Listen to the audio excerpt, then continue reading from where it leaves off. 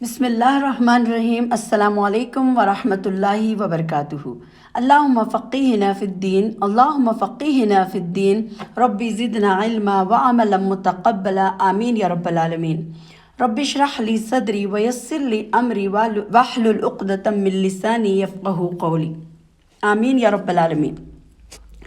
آج ہم انشاءاللہ سورۃ البینہ جو کہ مدنی سورت ہے اور اس میں 8 آیتیں ہیں اور یہ سورہ نمبر 98 ہے۔ آج ہم اس سورت کی مختصر سی تفسیر یہاں پر سمجھیں گے۔ یہ جو سورہ بینہ ہے اس کا نام بینہ اس لیے رکھا گیا کیونکہ اس کی جو پہلی آیت ہے اس میں بینہ کا لفظ آیا ہے جس کے معنی ہوتے ہیں روشن دلیل کے، تو یہاں پر اسی کی مناسبت سے اس سورت کا نام کیا ہے؟ سورہ بینہ رکھا گیا ہے۔ اور ایک حدیث میں آتا ہے کہ نبی کریم صلی اللہ علیہ وسلم نے حضرت ابی بن کعب رضی اللہ تعالیٰ عنہ سے فرمایا، اللہ نے مجھے حکم دیا ہے کہ میں سورہ لم یکن الذین کفروا تجھے پڑھ کر سناؤں۔ حضرت ابی رضی اللہ تعالیٰ عنہ نے پوچھا، کیا اللہ نے آپ کے سامنے میرا نام لیا ہے؟ آپ نے فرمایا ہاں، جس پر وہ مارے خوشی کے حضرت ابی رضی اللہ تعالیٰ عنہ کے آنکھوں میں آنسو آ گئے۔ صحیح بخاری تفسیر سورۃ لم یکن۔ تو یہاں پر معلوم ہوا کہ اس سورت کا اور ایک جو نام ہے وہ ہے سورہ لم یکن۔ تو چلیے پہلے میں اس کی تلاوت کروں گی، اس کے بعد پھر ہم انشاءاللہ اس کو سمجھیں گے۔ چلیے اب ہم پہلے اس کی تلاوت اور معنی کو پڑھیں گے، اس کے بعد پھر انشاءاللہ اس سورت کو سمجھیں گے۔ بسم اللہ الرحمن الرحیم۔ شروع اللہ کے نام سے جو بڑا مہربان نہایت رحم کرنے والا ہے۔ لم يكن الذين كفروا من أهل الكتاب والمشركين منفكين حتى تأتيهم البينة۔ اہل کتاب کے کافر اور مشرک لوگ جب تک کہ ان کے پاس ظاہر دلیل نہ آ جائے باز رہنے والے نہ تھے۔ رسول من اللہ یتلو صحفا مطہرہ، اللہ کا ایک رسول جو پاک صحیفے پڑھے۔ فیہا کتب قیمہ، اور جن میں صحیح اور درست احکام ہوں۔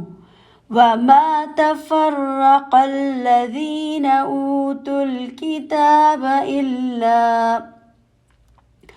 إلا من بعد ما جاءتهم البینہ، اہل کتاب اپنے پاس ظاہر دلیل آ جانے کے بعد ہی اختلاف میں پڑھ کر متفرق ہو گئے۔ وما امروا الا ليعبدوا الله مخلصين له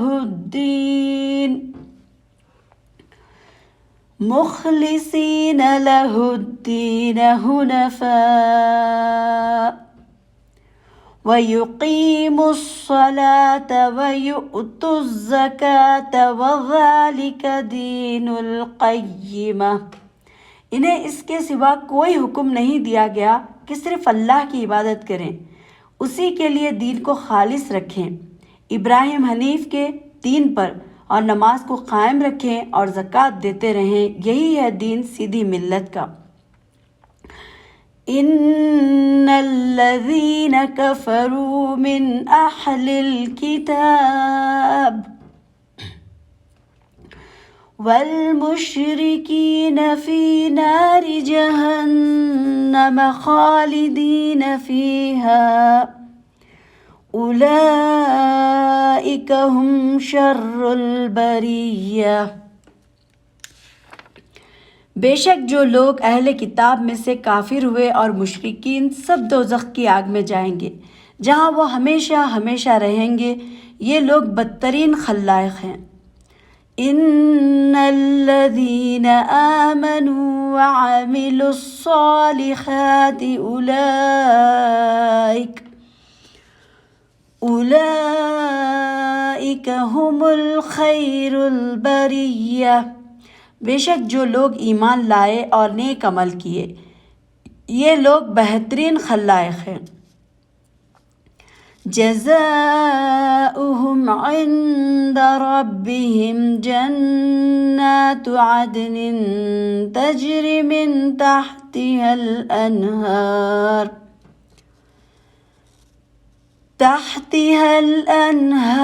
خالدین فیہا ابدا رضی اللہ عنہم ورضوا عنہ ذالک لمن خشی ربہ۔ ان کا بدلہ ان کے رب کے پاس ہمیشگی والی جنتیں ہیں جن کے نیچے نہریں بہہ رہی ہیں، جن میں وہ ہمیشہ ہمیشہ رہیں گے۔ اللہ تعالیٰ ان سے راضی ہوا اور یہ اس سے راضی ہوئے۔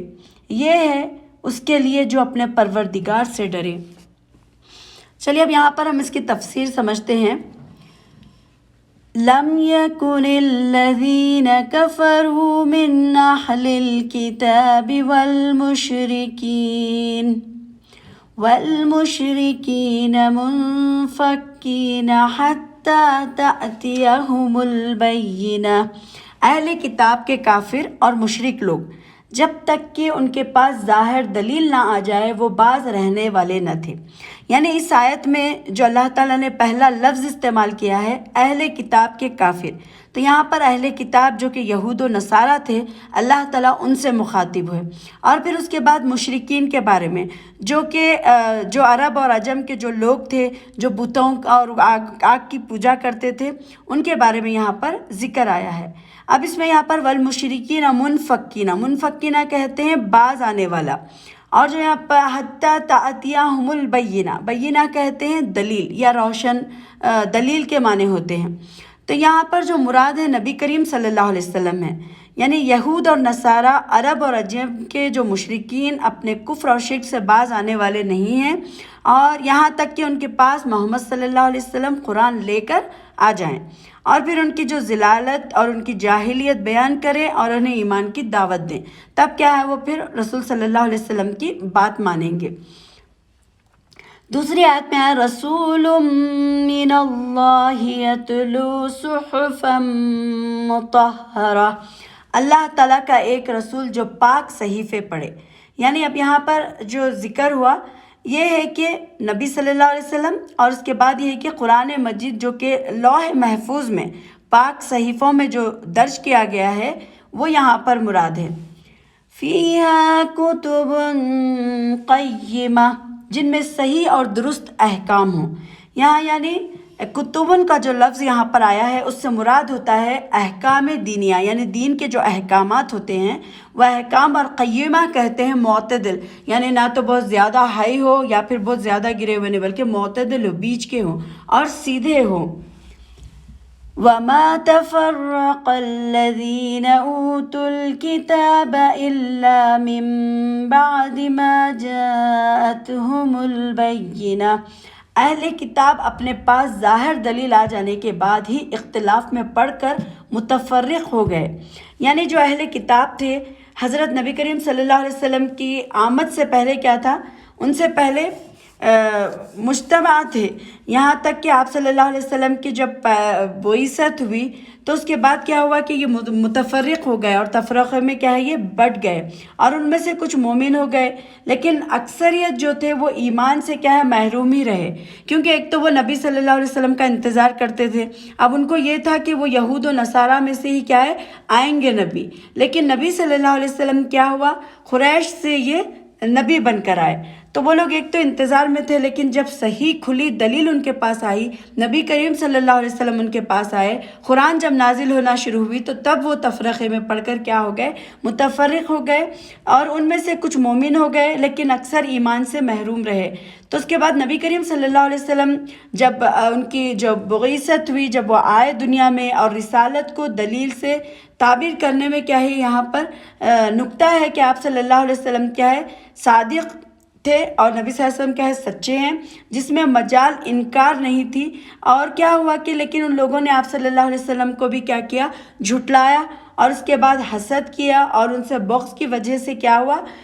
یہاں تفرقے کا ارتکاب کرنے والوں میں صرف اہل کتاب کا نام لیا ہے۔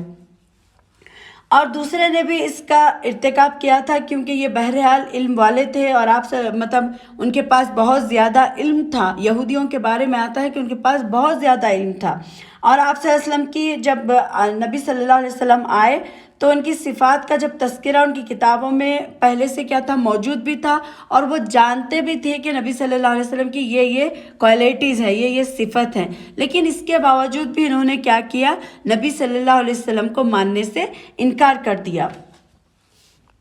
یہاں پر جو 5ویں آیت ہے اس میں کہا گیا ہے کہ انہیں اس کے سوا کوئی حکم نہیں دیا گیا کہ صرف اللہ کی عبادت کریں، اس کے لیے دین کو خالص رکھیں، ابراہیم حنیف کے دین پر اور نماز کو قائم رکھیں اور زکوٰۃ دیتے رہیں، یہی ہے دین سیدھی ملت کا۔ یعنی یہاں پر جو ذکر آیا ہے کہ انہیں اس کے سوا کوئی حکم نہیں دیا گیا تھا، یعنی ان کی کتابوں میں بھی یہی حکم دیا گیا تھا کہ وہ صرف اور صرف اللہ کی عبادت کریں، سارے جتنے بھی ادیان ہیں اس کو چھوڑ دیں، جتنے بھی دین ہیں اس کو چھوڑ دیں، صرف اور صرف اللہ کی عبادت کریں اور اسی دین کو فالو کریں۔ اور اس کے بعد پھر یہ ہے کہ صرف ایک اللہ کی عبادت کریں، اس کے لیے دین کو خالص رکھیں، جیسے ابراہیم حنیف کے دین پر، یعنی ابراہیم علیہ السلام نے کیا کیا تھا، اپنے دین کو اللہ کے لیے خالص کر دیے۔ انہوں نے کیا کیا، پہلے کبھی چاند کو کبھی سورج کو دیکھا، انہوں نے کہا یہ سورج بڑا ہے تو ہو سکتا ہے یہ میرا رب ہے، پھر انہوں نے کہا کہ یہ چاند ہے تو یہ ہو سکتا ہے یہ میرا رب ہے، پھر اس کے بعد انہوں نے کیا کہا کہ ہو سکتا ہے تارے میرے رب ہوں، پھر اس کے بعد ان کے دل سے آواز یہی آئی کہ میرا رب وہی ہو سکتا ہے جو کیا ہے کبھی بھی ختم نہ ہو۔ اس کے بعد انہوں نے کیا کیا، اپنے دین کو اللہ کے لیے خالص کر دیا، تو یہ وہی دین ہے۔ تو اس کو اللہ تعالیٰ نے ان کو یہی حکم دیا تھا کہ جس طرح ابراہیم علیہ السلام نے اپنے دین کو خالص کر دیا اور اس کے بعد نماز کو قائم کیا اور اس کے بعد زکوٰۃ دیتے رہے، تو یہی دین کیا ہے، اللہ تعالیٰ بتا رہے ہیں کہ یہی دین ہے جو سیدھا دین ہے اور یہ صحیح ملت کا دین ہے، اور یہ سیدھا اور اعتدال والا دین ہے۔ اور یہ کیا ہے، یہاں پر جو اکثر علماء جو لیتے ہیں کہ اعمال جو ہے ہمارے جو ہم اعمال کرتے ہیں یہ کیا ہے، ایمان میں یہ بھی داخل ہے۔ ابن کثیر میں اس کے بارے میں ذکر آتا ہے۔ اب اس کے بعد 6 آیت میں اللہ تعالیٰ نے فرمایا ہے کہ بے شک جو لوگ اہل کتاب میں سے کافر ہوئے اور مشرکین سب دوزخ کے آگ میں جائیں گے جہاں وہ ہمیشہ رہیں گے، یہ لوگ بدترین خلائق ہیں۔ یعنی اب اللہ تعالیٰ نے تو بتا دیا کہ یہ جو اللہ تعالیٰ کی جو احکامات آئے اور جو اللہ تعالیٰ نے کیا حکم دیا کہ صحیح علم یہی ہے۔ اب اس کے بعد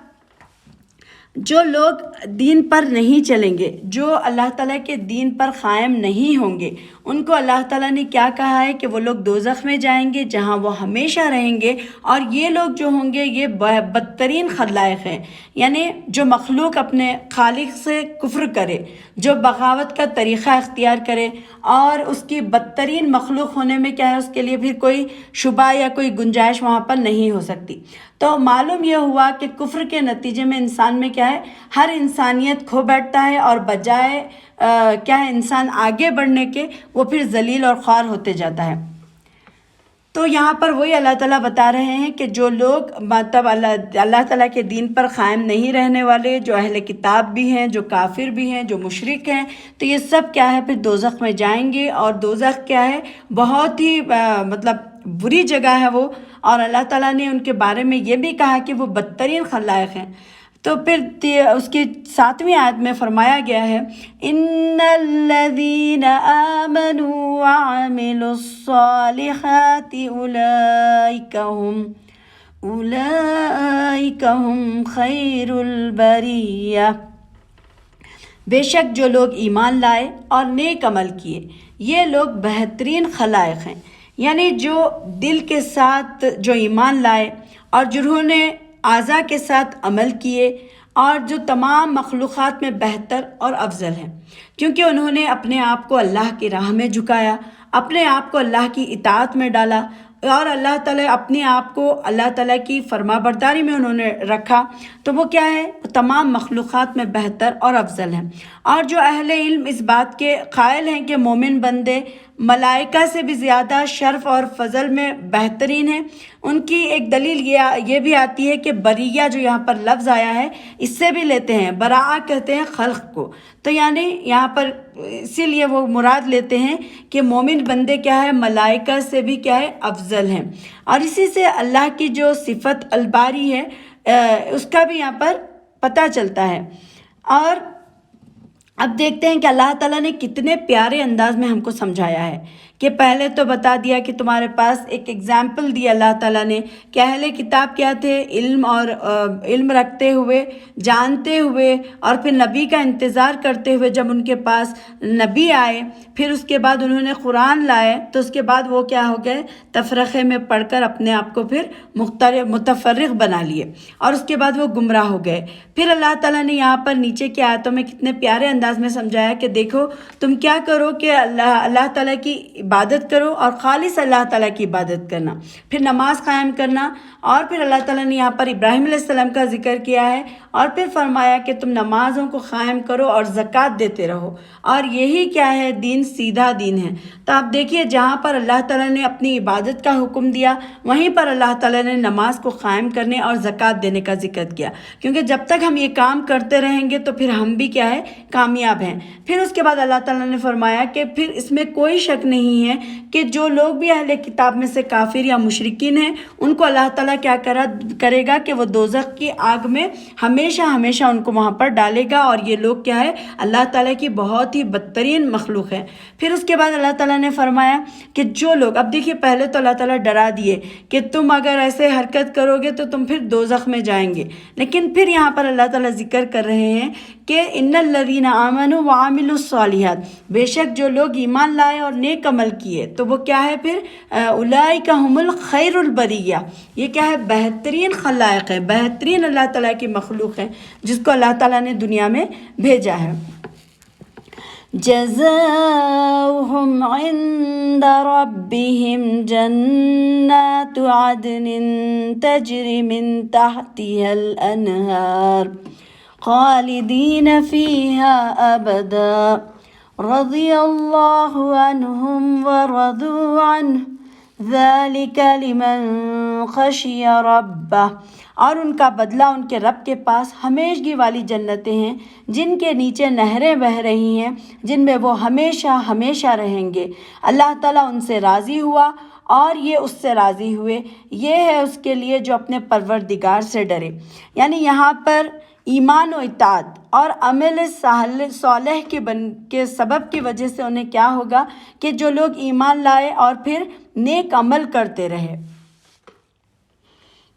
تو جو نیک عمل کرتے رہے اللہ تعالیٰ کیا ہے پھر ان کے بارے میں خوشخبری بھی دے رہے ہیں کہ اللہ تعالیٰ کیا ہے ان کے لیے، ان کے بدلے میں اس کو ان کی ہمیشہ رہنے والی جنتیں ان کو دی جائیں گی جن کے نیچے نہریں بہہ رہی ہوں گی اور جن میں وہ ہمیشہ ہمیشہ رہیں گے۔ وہ کس وجہ سے ہوں گے؟ اس لیے کیونکہ اللہ تعالیٰ نے انہیں جو بھی نعمتیں سے نوازا تھا، ان کی روح کے اعتبار سے اور بدنی اعتبار سے اللہ تعالیٰ دونوں، انہوں نے اللہ تعالیٰ کی اطاعت کی ہوگی، فرما برداری کی ہوگی۔ تو یہاں پر جو ذکر آیا ہے کہ ان کو کس وجہ سے یہ چیز ملے گی، سب سے پہلے ان الذین آمنوا، جو ایمان لائے، وعملوا الصالحات، اور جو اطاعت کرے، یعنی اللہ تعالیٰ کی جو اطاعت کریں گے، جو اعمال صالح کریں گے، تو اللہ تعالیٰ ان سے لیے یہ وعدہ کر رہا ہے کہ ان کو ہمیشہ والی جنتیں ملیں گی جس میں نہریں بہہ رہی ہوں گی اور وہ ہمیشہ ہمیشہ اس میں رہیں گے، اور اللہ تعالیٰ ان سے راضی ہوگا اور وہ اس سے راضی ہو جائیں گے۔ تو یہ اللہ تعالیٰ کا مطلب وہ ہے کہ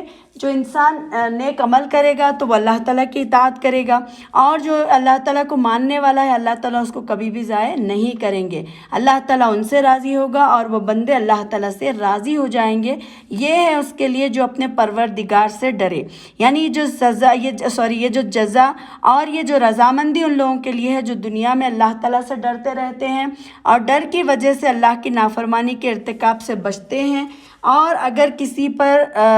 یعنی کوئی بتقاضۂ اگر بشریت، انسان ہونے کے خاطر اگر کوئی نافرمانی ہو گئی ہے تو فوراً کیا ہے توبہ بھی کر لیتے ہیں اور آئندہ کے لیے کیا ہے اپنی اصلاح کر لیتے ہیں، اور ان کی موت اسی اطاعت پر ہوتی ہے کہ وہ نافرمانی نہ کریں۔ پھر اس کا مطلب یہ ہے کہ اللہ سے ڈرنے والے ہوں اور جو نافرمانی پر اصرار اور ہمیشہ اس پر ڈٹے رہنے والے نہ ہوں، تو ایسا کرنے والوں کو پھر اللہ تعالیٰ کیا ہے، وہ ڈرتے رہتے ہیں کہ اللہ تعالیٰ کہیں ہمیں عذاب نہ دے، اللہ تعالیٰ ہم سے کہیں ناراض نہ ہو جائے۔ تو حقیقت میں کیا ہے، اس کا دل اللہ کے خوف سے